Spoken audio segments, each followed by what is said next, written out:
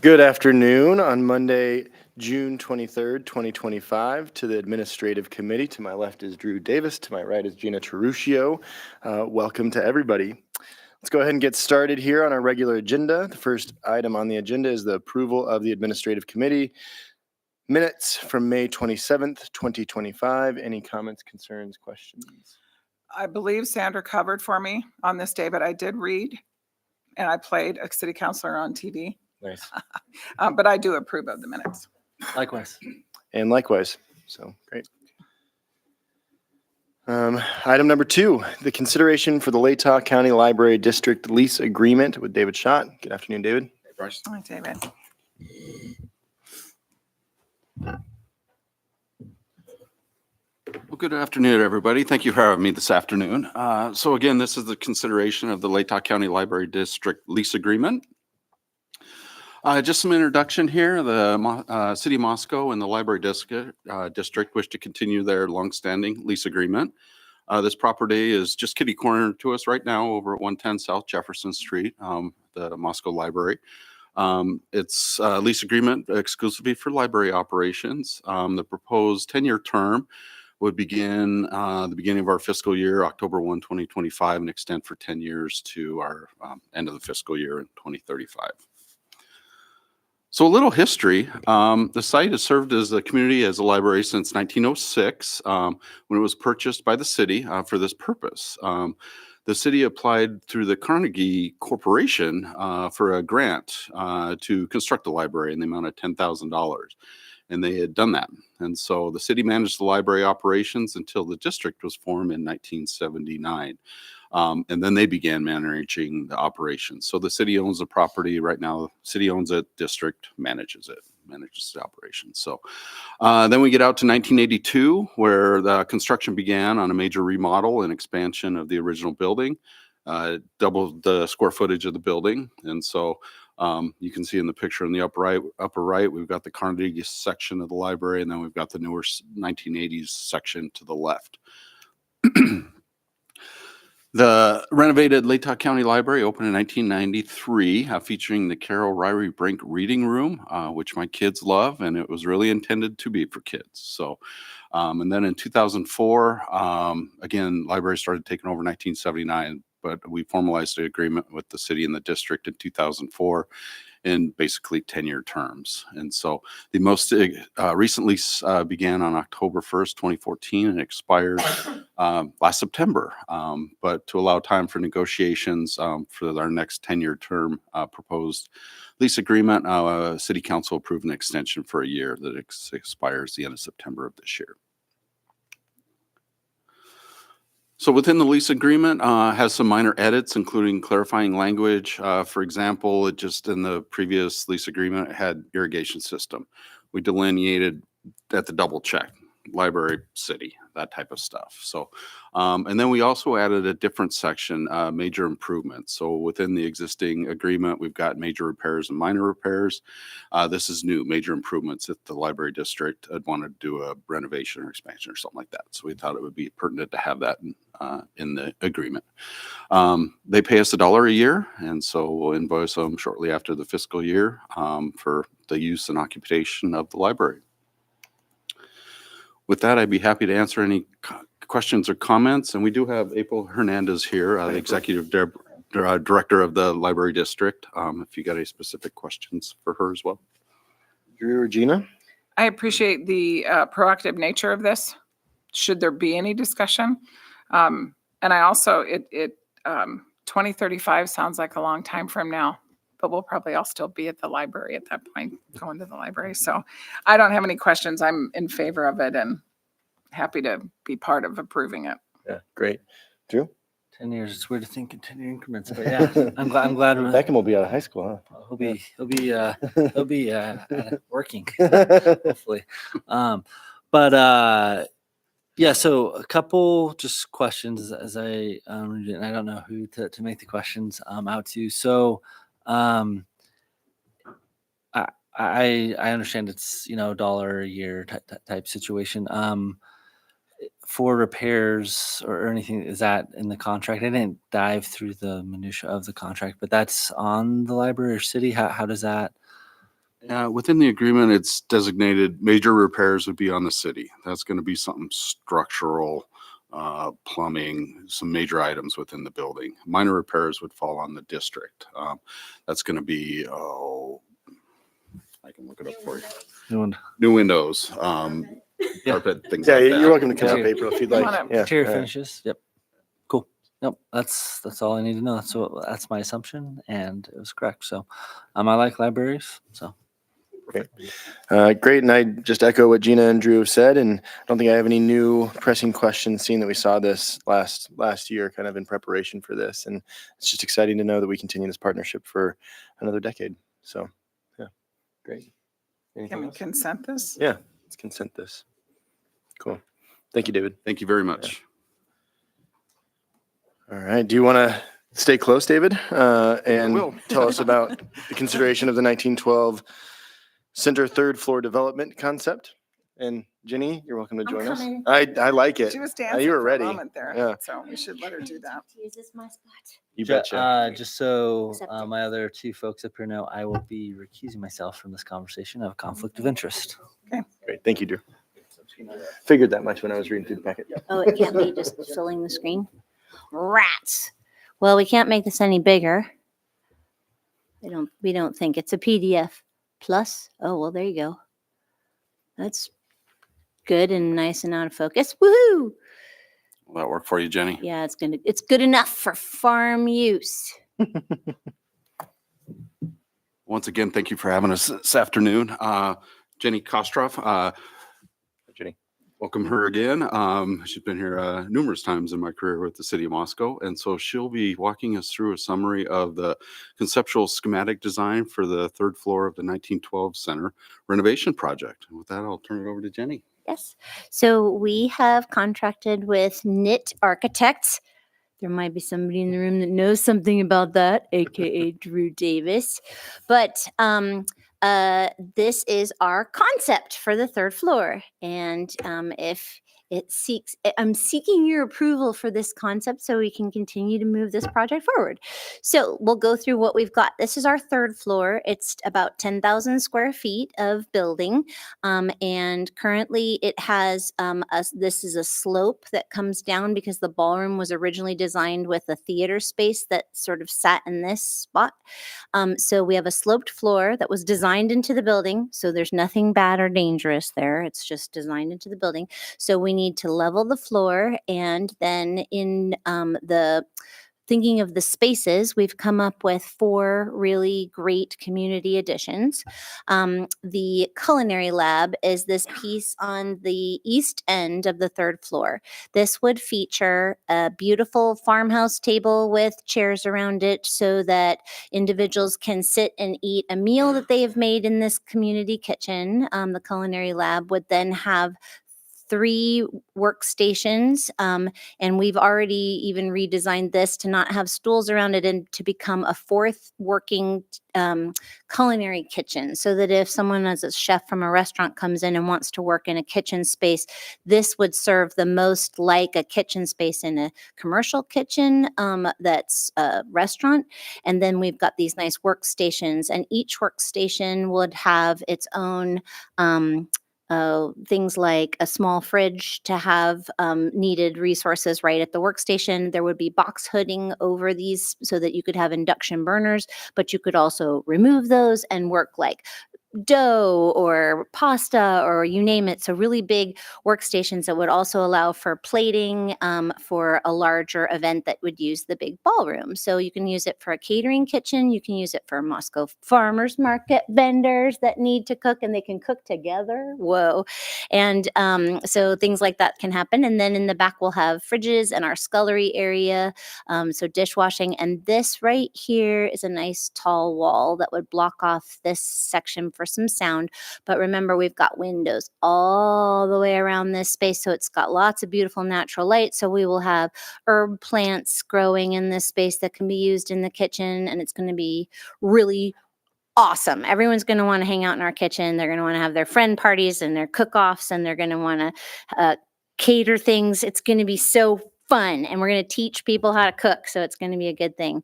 And hopefully eventually partnerships with the school district you name it. So it's going to be a nice versatile space that has lots of different capacities for it. Elevator already goes to the third floor, but then we would be adding, this has actually now been repurposed to go inside the bathroom. We keep tweaking stuff. So this, this is a moment in time that we shared with you, and now we're still messing with it. But a nice big bathroom in here that would also have, in this closet would be our mechanical like electrical panels and a janitor sink, and there was something else fun that we were putting. Oh, our grease trap. We got to have a grease trap because we got a kitchen over here, and we're going to drain out the floors and stuff. You got to make sure you catch all the grease, and we don't put grease down the drain in case anyone wants to know. But anyhow, so but we'll have one there to trap it. This area would have nice glass windows, so you'll come up the stairs and it'll have a little stairwell there that will but the windows will let you see into these spaces, which is really nice, but then close it off for sound or close it off for cooking noises. And for safety, the fire doors at the top. So then we've got our big, beautiful ballroom. One of the things that's in our lease agreement is to honor that integrity of the larger space on the top floor to keep it a big, unique space. And it's gorgeous. It's got vaulted ceilings and skylights. All these boxes that you see on the plan are skylights that light up all the way to the roof, which is fantastic.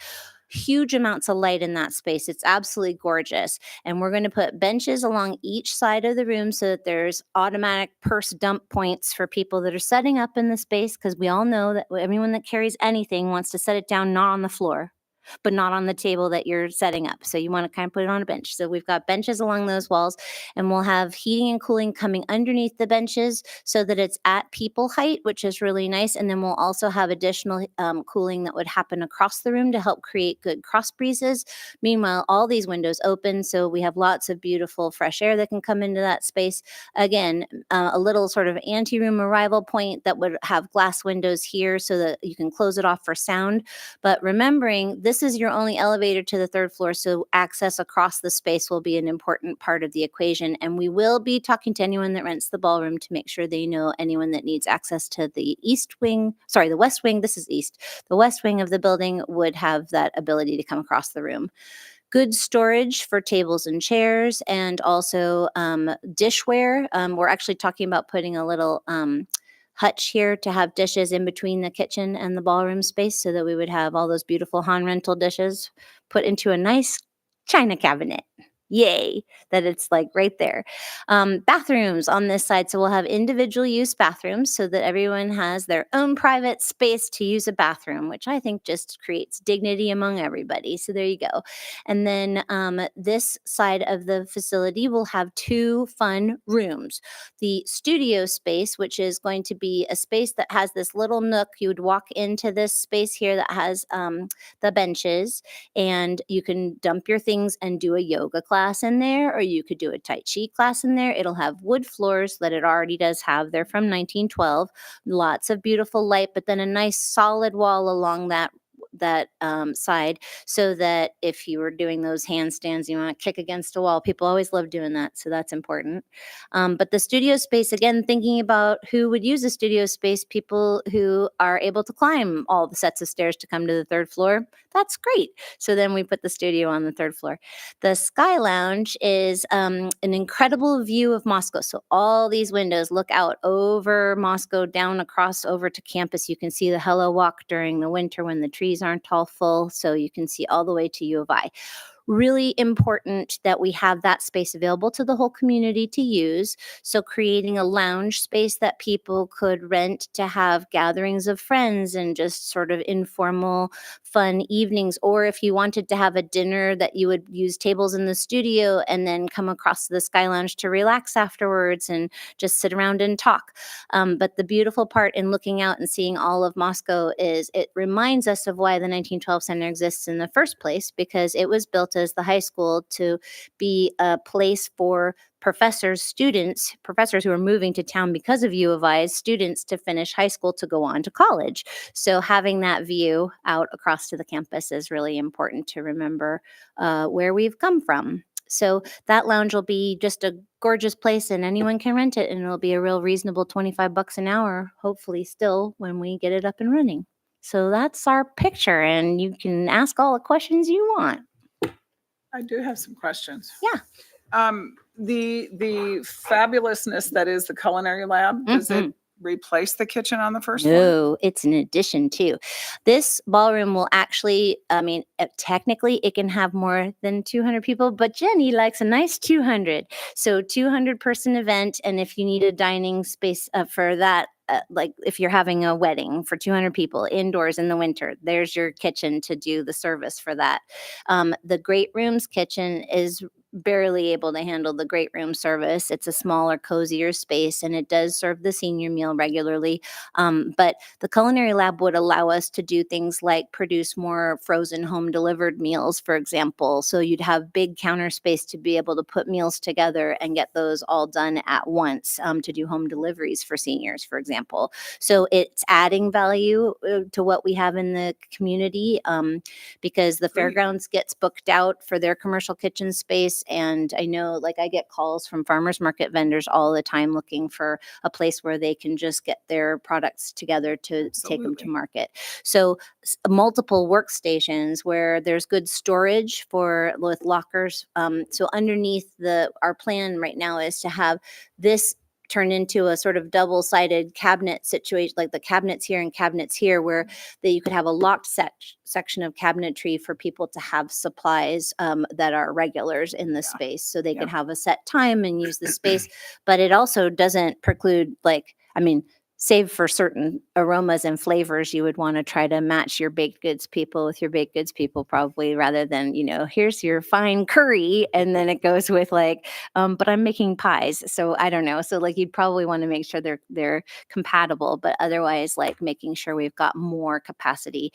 And then the truth is we need to teach kids how to cook. And so all of us need to get kids back in the kitchen again and knowing how to do that. And that's a skill that I think we're going to have a renaissance towards more people spending time in the kitchen and working in the kitchen with family and friends and making sure that people can feed themselves. So I think this gives us that opportunity to create those programs and classes. I've been talking with Patty Brem, who used to run the kitchen counter, and she is working on the food insecurity, making sure there's classes for people to be able to maximize, like, here's your lentil, how do you work with it? Let's teach you. So doing classes like that. And so we might start doing some in the great room kitchen and move up to the upstairs when we have that built. But How many ovens do you have? we're planning for at least 4, Okay, good. if not more, because the individual workstations can have things put into them, sort of, like the Great British Baking Show. I Yes. always love that those are individual stations to work, and they have ovens and Oh, I love this fridges. stuff. Yeah. So, but we're working through what appliances as we get into the details of this to create the construction documents. So that's the kind of conversation we're having, like what's most valuable to the community and what makes this the most flexible but useful space that it could possibly be. And Yeah. beautiful. Beautiful is also important.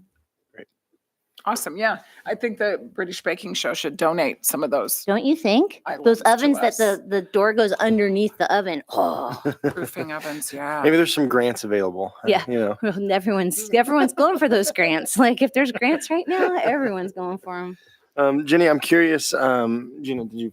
Oh, totally. All right, And I'll cool. jump in if I have others. So moving on past this approval, Mhm. what are some of the next steps? So What happens currently we're next? getting construction documents put together for this. So if we're approved, that helps us finish those out. We will then be out of that process getting renderings that we can share with the community so that we can let people know what these spaces will look like.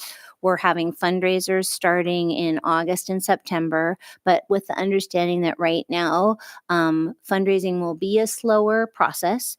And we're with having construction documents in hand, we are what we like to call shovel ready or hammer ready, so that if there is the gift that helps us go to phase 1, we will have this done in multiple phases. So phase 1 would be an infrastructure phase, building that subfloor to make it level and getting in all the mechanical needs and getting in the stubbing for the plumbing and electrical. So being able to go into phase 1 will be at a certain price point. And so as we raise the money, we can start those construction pieces and do it in phases, because our community has worked best with this building in phases, and we're not going to fight with something that works so well. So as the community is able to help us raise those funds, then we will turn it into building. So, and that allows us, if we have an opportunity, a good example, once we have infrastructure put into place, we could build out the West Wing first and do Sky Lounge and Studio, because that could be an active space with like a corridor built across here to have access to the elevator and the other stairs for exiting.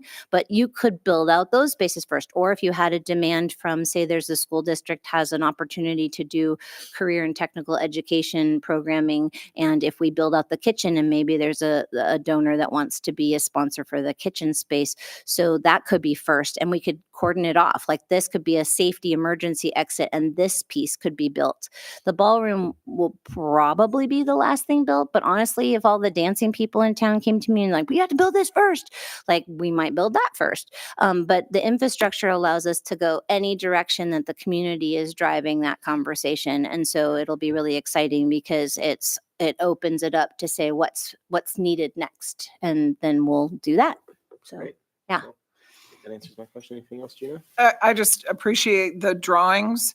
That's a really nice way to do the fundraising. And if we can, some Drew's of us doing can a good job. visualize, but, They're having too much fun at their office right now. It's like playing with drawing. They're just like, ooh, we made a sketch. What do you think? It's like so much fun. Also, I did have to smile looking through the packet, and I love the idea of a Sky Lounge. It just sounds, It's very cool. Yeah. I want to go. I'm Well, you ready could for it. sponsor it. It could be the Blankenship Sky Thank you. Lounge. I'm just saying. it's got a ring to it. I know, See what I right? can do. $500,000? Yeah. Yeah. Easy. Yeah, no Easy. problem. Got that in your Easy. bank But I'm just account, don't saying, you? we do have sponsorship opportunities, everybody. Great, Jenny. Yeah. Anything else, Gina? No, I'm Alright. I'm in favor. Yeah, in favor as well. Okay. Put it on consent. Yeah. Yeah, unless Cool. you want me to tell the whole council all about it, I but see some Bring us pictures and other then counselors tell in the audience. I feel we're probably well versed. Yeah, you But got we always most of do. us. you all tuned in? Okay, Yeah. good. All right, cool. On it. Thank you so much, Jenny. Yeah, thank you. Yeah. Thank you very Great. much. Thanks, David. David. Woohoo. Item number 4. Back in. Drew, chime back in. All right. This is a fun play on words. Moscato. Yeah. Moscato Festival, alcohol use request and entertainment district with Amanda Argona. Hello, Amanda. Afternoon, everyone. Afternoon. So in your packet, you have a draft resolution for Moscato.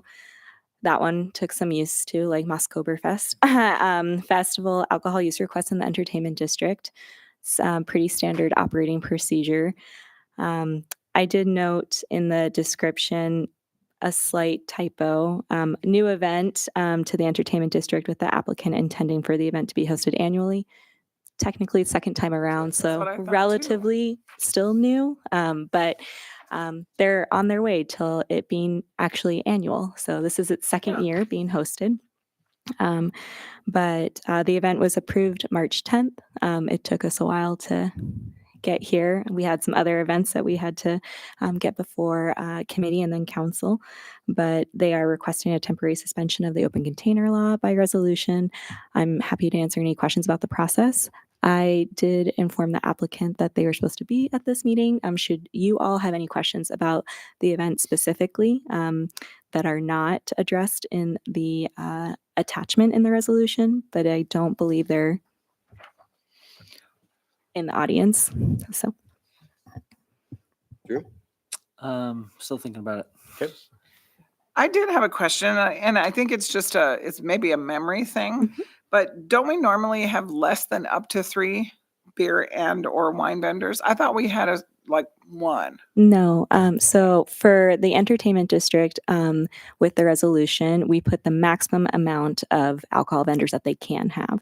So Camp Moscawana, for instance, was the most recent event that just happened, and that one's in the resolution said no more than 9 or no more than 6 or something along those lines. So we cap it based off of the applicant. So This is 3 they shall have no more than 3. top. They Okay. can have less than 3, but they can't have more than 3. Thank you for that clarification. So jog my memory like one more time. So let's just take the last event that had Sure. this Camp Moscawana. cap. I can't keep up with all the Sure. naming, and I think I'm creative, and then I think of Costco, then I found out I'm not creative. But so this temporary suspension on open containers, that's pretty. That's pretty standard, and it Standard has to stuff. happen within the entertainment district. Mhm. No questions from me. Okay. Yeah, and this came before us last year, and clearly it was enough of a success to do it again, so that's a good thing. I think they learned some things from last year, and they're working with some groups to make it more successful. Yeah. Any other thing? Yeah. Nope, I'm good. Great. Now let's recommend for approval. We can go on consent. It's good. Yep. Number 5, also Amanda, thank you for sticking around here. Rendezvous in the Park, alcohol use request in East City Park. And I see that Daryl's in the audience as well. So Yeah. So again, standard operating procedure. Our office, we had sort of a well worked out alcohol use request for entertainment district, and so we were tasked with doing the open container suspensions for city parks as well. And so we just handle the alcohol portion. We don't handle any reservation of the parks. That's still with David Schott and his team. But as you all know, Rendezvous has been happening for quite some time in the city, and they are having a one alcohol person for in their event footprint. Not much has changed. I think the map maybe is slightly altered from last year, but they're still using Hunga Dunga. And again, legal department has been so kind to review and draft a resolution for your consideration. And that applicant is here in the room should you have any specific questions about Rendezvous and the event. And it does look a little bit different in your packet because it's not dealing with a street closure, public right of way, or anything like that. So there's no event application portion with this. It's just the request to have open containers in a city park. Gina? Pretty straightforward to me. No questions. Same. Same. Glad it's happening. Yeah, excited. Great. All right. Thank you. Put that on consent. Can we consent that with a? Yep. Okay. Great. Awesome. Thank you so much, Amanda. Thanks. And item number 6, the last one on the agenda for the day, Firehouse Subs Grant Application. Nice. Hello. Hello. Hello. Good afternoon. And now we're here for Awesome. your grant portion of your agenda today. Thank you. We needed at least one. So we're requesting approval to submit an application of Firehouse Subs. And you did have this before you last year, and we were not successful. They normally fund a fire department within a new when there's a new restaurant in the area. Yeah. And there was a different manager at the time when it opened, and the fire department did donate some memorabilia and different things for it.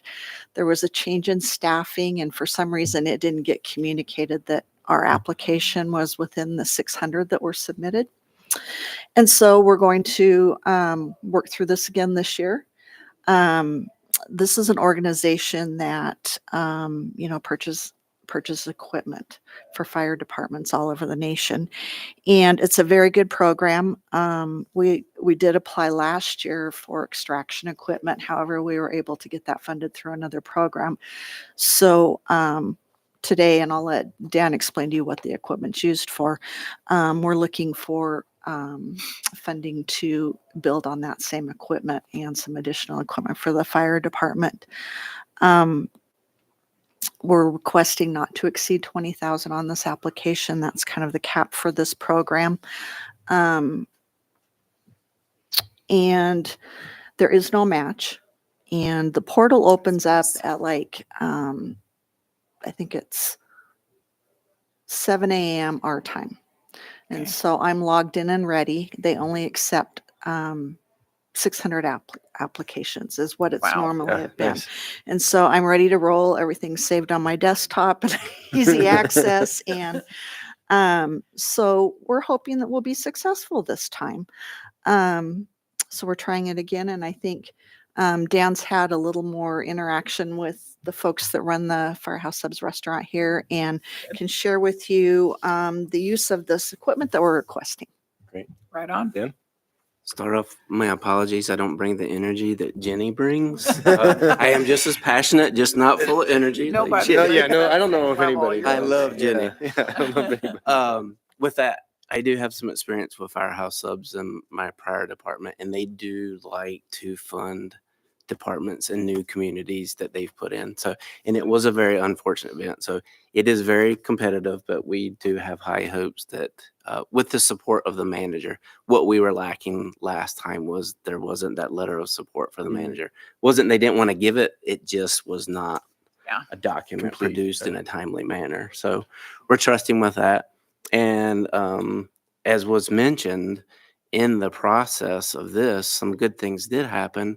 We have been awarded another fully funded grant from the Dennis Leary Firefighters Foundation Oh, cool.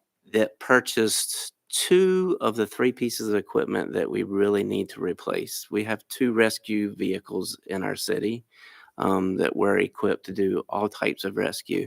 I'll draw your attention to just almost cut a corner down the street on Friday morning. Everybody's seen what happened with that building. We're used to seeing car accidents, and from years past it was called Jaws of Life, right?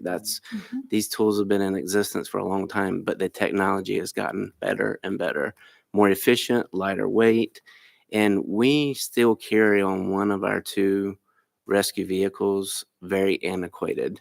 That's not efficient, that's not lightweight. You literally have to carry a hydraulic gas motor with you to wherever the incident is to operate them, where these are battery operated.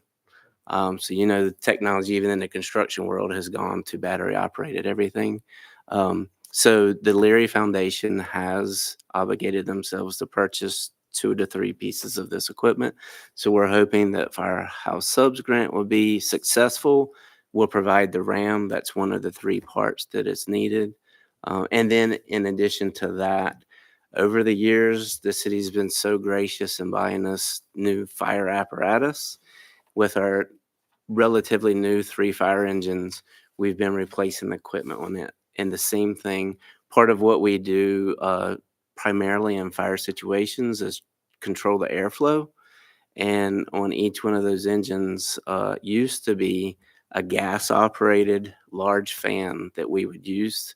It's not very ideal to be pumping the fumes of a gas engine back into a building that you're, again, you can kind of see where that's going with that. Yeah. So Just understand that one. we have Have more work spent on your hands, yeah. we have spent city's money in the last 2 years and the last 2 budgets of replacing 1 fan at a time. We are hoping that we're going to fulfill that need of that 3rd fan through this Firehouse Subs grant. I think it's awesome. Yeah. I have no questions at all or reservations for Yeah, that matter. it was interesting, like looking through the pack, and I just wanted to pull it back up, like looking at this Hearst hydraulic RAM package and like looking at it, and you're like, oh, look at that little tool, and then you look at the price tag, and it's like Oh, goodness. Yes. $10,500. And that's the Yeah. cheapest of the 3. Yeah, yeah, and just kind of like looking at that and being like, okay, actually putting that picture to what we're actually doing. So I really appreciate y'all putting that in the packet. For sure. Yeah. The Leary Foundation, they do take a little bit of time, and they purchase the equipment and drop ship it to us. They said that it would be by the end of summer was the last thing I heard from them. So hopefully we'll see that in the next couple months. So Lisa, when do you log in at 7 a.m.? What day? On the 10th Okay. of July, July 10. we might have a couple of computers logged in at one time. I think so. And I'll give a little plug for Firehouse Subs, knowing how they do this. Again, it's such a small restaurant on campus. I foresee one day it being like Chick-fil-A deciding to move out into the community. Nice. But they get their pickles in 5-gallon buckets, and they're red buckets that has the Firehouse logo.